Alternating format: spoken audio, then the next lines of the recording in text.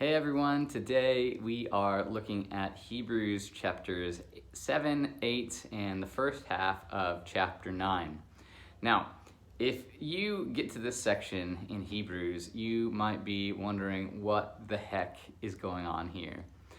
Jesus gets compared to this guy named Melchizedek.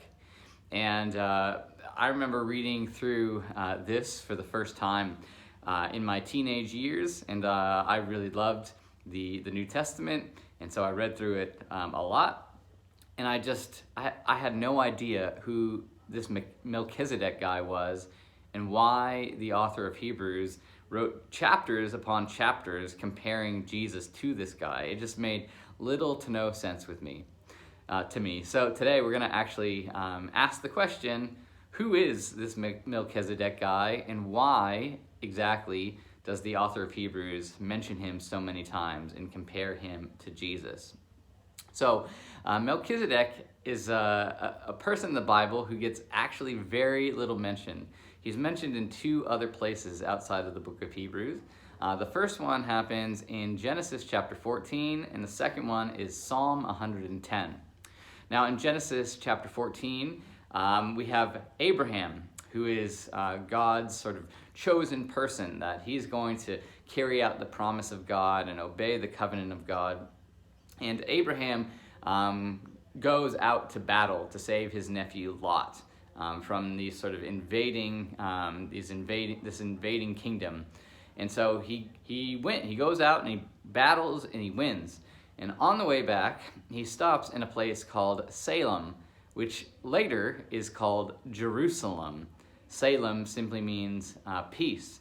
And while he's there, he encounters the king of this place called Salem of Peace, whose name is Melchizedek.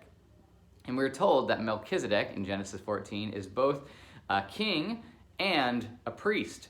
And he's a priest who knows and worships Yahweh, the same God that Abraham worships. And so he comes out and he meets Abraham on Abraham's journey back from this battle, and he blesses him. He announces this blessing. He says that God, you're the God of all of creation, and everything is yours, and I'm going to bless this person because they are yours, and they're going to carry out your promises. And in light of this blessing, Abraham gives him 10% of all that he owns as a sort of thank you or an offering, so to speak.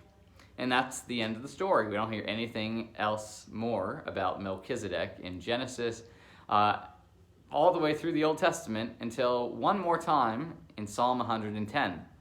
Psalm 110 is a psalm of David, and David is writing from the perspective of the Messiah, this future king who is God's chosen representative, who is going to come, and he is going to rule and reign with power and authority, with compassion and with justice.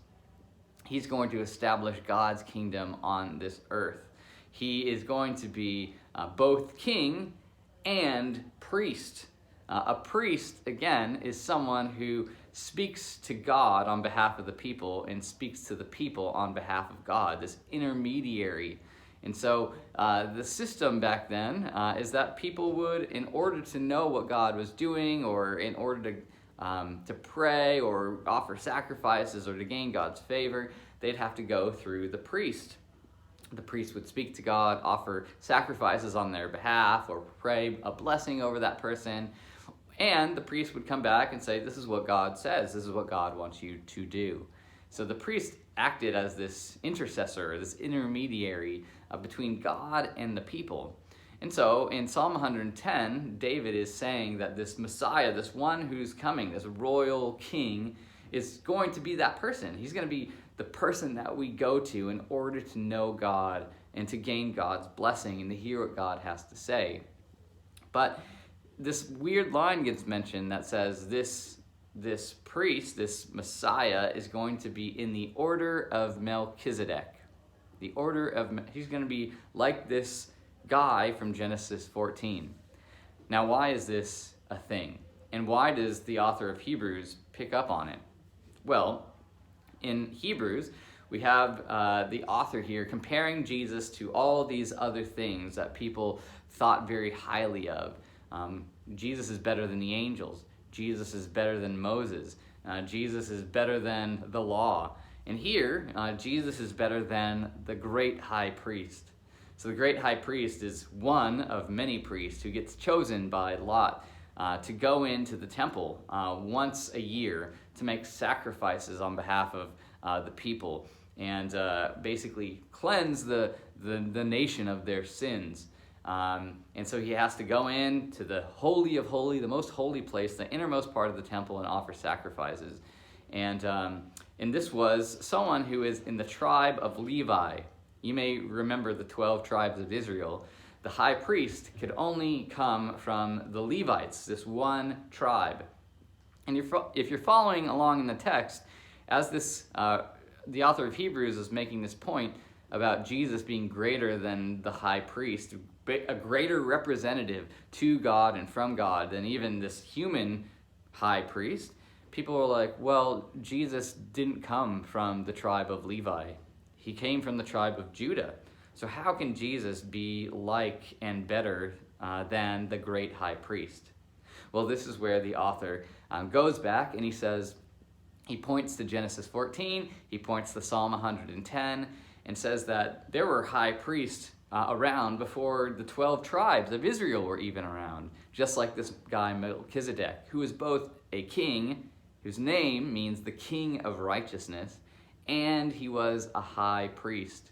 And Abraham gave him 10%, just like the priest, as this offering, so to gain his blessing. And Jesus is like that. He isn't like these human priests like the Levites. He's better. He's of a different caliber or order altogether, similar to this guy Melchizedek. He is both king and priest. He's righteous, and he stands above all these human priests. And so the author of Hebrews wants to point out that Jesus is better than the high priest, and he comes from a different order altogether. And he goes on, but I think the main point is this. It says, the main point, chapter 8, verse 1 of Hebrews, now the main point of what we are trying to say, of all this stuff about Melchizedek, and if you're confused, he says this, the main point is this, we do have such a great high priest who sat down at the right hand of the throne of the majesty in heaven, and who serves in the sanctuary, the true tabernacle set up by the Lord, not merely a human being. Again, the point of this is just to describe how much better Jesus is than any sort of human or even supernatural thing that's out there. Greater than the angels, greater than law, greater than Moses, greater than these heroes of old, even greater than the great high priest. That he's the one who has entered the temple, he's sacrificed himself once and for all sin, for all time. Something that the great high priest could never do. And he's altogether different. He's not even of this human line, but he's similar to this guy who even preceded the human high priest of the Levite tribe.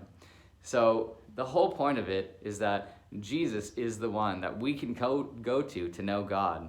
He's the one who sacrifices himself so that we can be made right for God. And he's the one through who we know what it means to live for God and obey God and experience, just like the Melchizedek is the king of Salem, of peace, of shalom, so through Jesus can we experience the shalom, the peace of God.